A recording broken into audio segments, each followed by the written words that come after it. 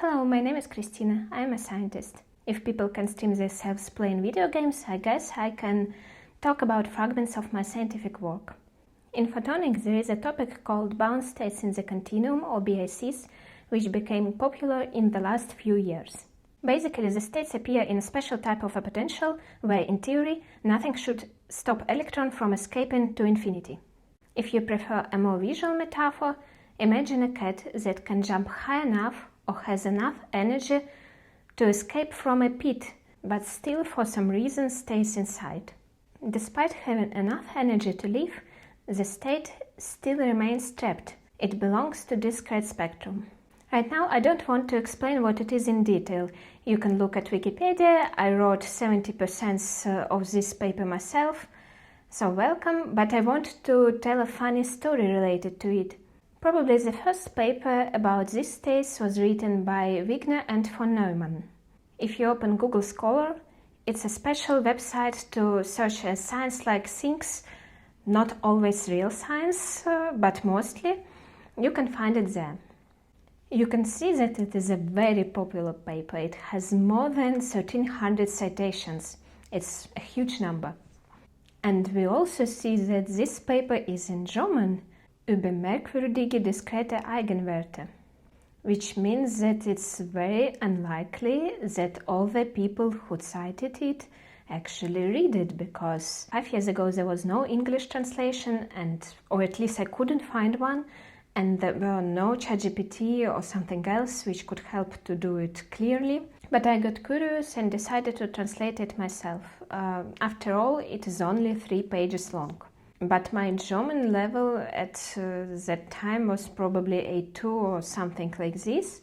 And during the translation, I ran into funny difficulties. The first difficulty was that the very first sentence was already 8 lines long and had 4 subordinate clauses in it, but it's okay.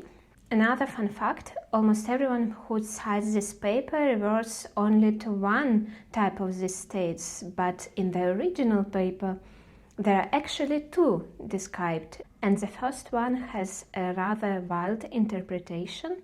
It is something like an electron slides so quickly down from the potential hill towards infinity that it somehow comes back and starts oscillating. I'm not entirely sure that I can trust this interpretation, but anyway.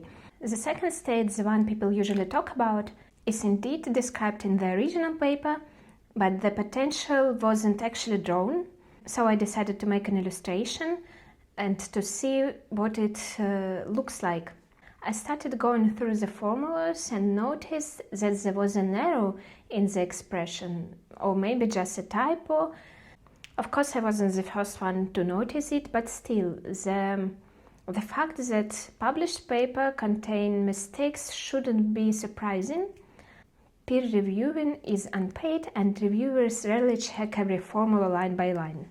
So double check everything you read. And of course, even such a huge scientist like Wigner and von Neumann can also make mistakes or typos. Today, both of the states with the typos fix are described on the same page in Wikipedia. And it's not a literal translation of the original paper, but a slightly more compact version, but still the derivations are there. And there was another funny moment. In the original paper, they used the word Streckenspektrum, which turned out to be important to understand the whole idea. And I said, okay, let's Google Strecke. And based on what you see, you really want to translate it as a discrete spectrum, but no, it actually means continuous. I had to conduct a full spy-level investigation to figure that out. Honestly, I'm not even sure that this word is still used in papers anymore. I really appreciate that you are still there. I hope you find this video interesting, and don't forget to subscribe and share this video to your friends.